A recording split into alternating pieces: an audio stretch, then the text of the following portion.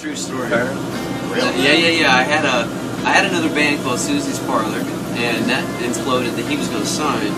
And he told me, he's like, I know that you're put together another project. It's the nature of who you are, but you should come up with a band name. As soon as you have a band name, I'll start working on getting this thing picked up for you. And I kept coming up with different names and stuff, and he never liked anything. And one day I was telling him a story about growing up in South Carolina, and he was like, that is the biggest bunch of bullshit I've ever heard. You're lying to me. Again, it's like, where are you from? It's like, South Carolina, dude. It's like, that's it. That's the name. Whatever it is you do from this point forward, you call it Carolina Liar. And we looked it up online, and there was only like John Edwards and some porn star, like in that, or some sort of porn act called the Carolina Liar. That was really it. And then from that moment on, everything stuck. That is awesome. Take what you do lyrically and put it into a pop format. And we'd never really thought about necessarily going that route before. We just kind of did what was kind of natural for us, and what Max Martin had said, like, this is what you need to do. And the funny thing was, on the first record, the songs that Max specifically was a writer on and thought was going to be the singles, those songs were never singles. So when it came to the second record, Atlantic telling us we needed these kind of singles, we built that record based on what they thought they were going to, use for it. And then what ended up ultimately happening was we gave them everything they asked for, and they didn't like it. It was one of those things where they were like, man, we're not happy with this. But we felt really positive.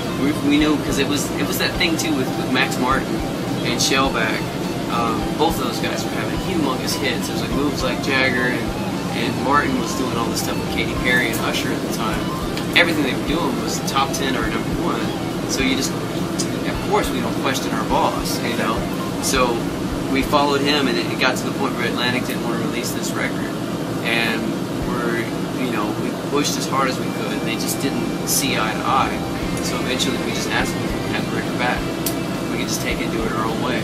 And they gave it to us with a handshake, and we're just like, you know what? It's a bigger success because then by being independent, the credit really comes to. It comes to us. It comes back to to you all. So I think that's a good thing. It's a good thing, and and the other side of it too is like you get into this place because you're associated to a label where you build your backbone based on the fact that there's a label behind you. And in that you're like, okay, some part of this is this label.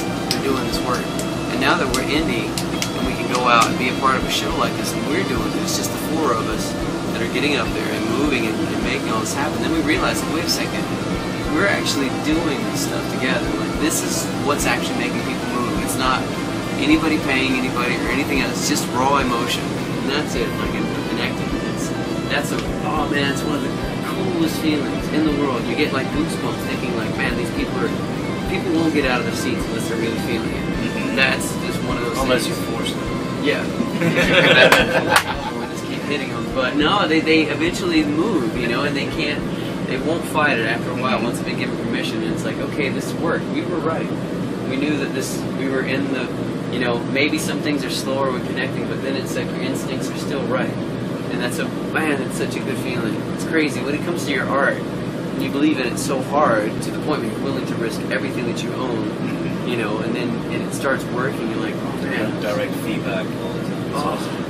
I think it's one of those things that you just often hear from artists and just creative types that, you have to, when you really believe in your product and what you're doing, you withstand whatever, You do whatever it takes. The successes will come. Like you just said, you do whatever it takes and you keep it going. Just to kind of go back to before you totally left Atlantic. Yeah. And with that, the second project that you were working on, with the success that you had from the single, Show Me, with that success, did you feel that as a group there was more pressure on you? Oh, sure.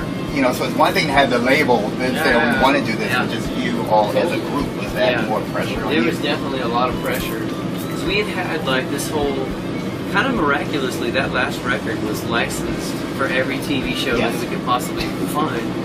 Which is a miracle, because that in itself was one of those strange little success stories. So that was a big pressure thing too, because that was never the intention of writing songs for TV shows. It was just like somehow emotionally it worked for the scenes, and so there was that pressure, and then there was the pressure of coming up with something that could work national top 40, something that could be a single. Even I'm Not Over was a number 2 or 3, number 2 or 3 on an alternative chart, and so that was kind of the thing was everybody wanted like they got. I think we all got blindsided by that thing of chart positioning rather than instinct.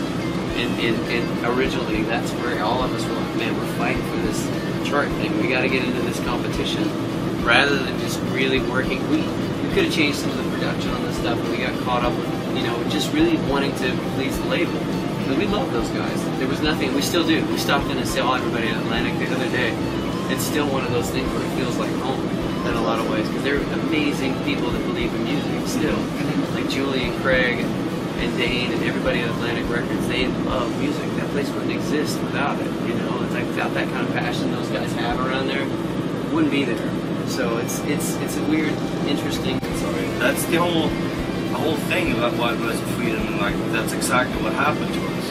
Well, I think the name kind of came when we figured it out. But when we saw that little red thread or red thing that went through the whole album, like every song had the same thing. We're talking about the same thing, even though we wrote the songs not thinking about it. But I guess we just wrote the songs from experience together. Yeah. And that turned out to be something that we all could, it's, how can I say that? Like it's all the songs is about the same thing, the same experience and the same lifestyle and whatever it is. And the fact that Atlantic Records let us go and just gave us a blessing and said, have fun guys, pretty much. And that's exactly what it is. It's wild, it's blessed, but it's still a freedom, like we can do whatever we want. It's hard, it's still freedom. So within your whole creative process, what, in terms of creating music and performing, I don't want to say on a daily basis, but what would you say are some of the things that inspire you, just individually as well as the group? What are some of the things that drives you guys? Life itself, I guess, and experience.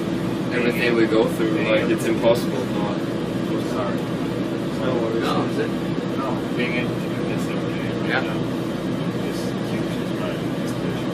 At least. All the traveling, things we see, it's kind of the same. It's like a big deja vu every day. Yeah. In many ways, because you woke up, you wake up and you walk up on stage and it looks pretty much the same. Maybe today was different because it was red seats. I don't know if you noticed. Yeah. Fucking my head a little bit. So noted it. Yeah. But like you see so much stuff and you meet so. That's another thing that we haven't talked about. But you meet so much people. Let's say we go out there and pretty much what we do, we take off all our clothes and like here we are.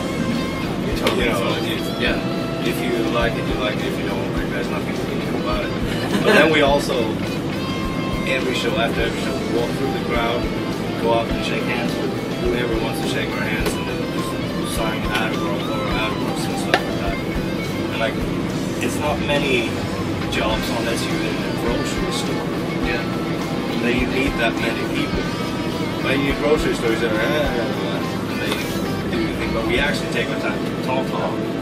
So it would be fun after this tour to start calculating how many people I actually like, hey, how you doing? It's so nice to meet you. How many stories you get from people and everything. Yeah. Just like reactions and direct feedback from all these people. Like either they don't know what to say, or they like, how's the show? And they have fun, like and like cool reaction, Yeah, it was a place. That's really inspiring. I don't think we'll ever forget that young girl, Yolan and I were standing beside the merch booth one night, and that sort of inspiration was something that would never leave us. But that's what I'm talking about. Yeah, that young lady, as a girl, stood beside us, and her mom was like, "Did you have fun tonight?" And the only thing she could do was just like, and there was nothing wrong with this girl, but there was just like a natural reaction, like she couldn't control herself. I was like, yeah.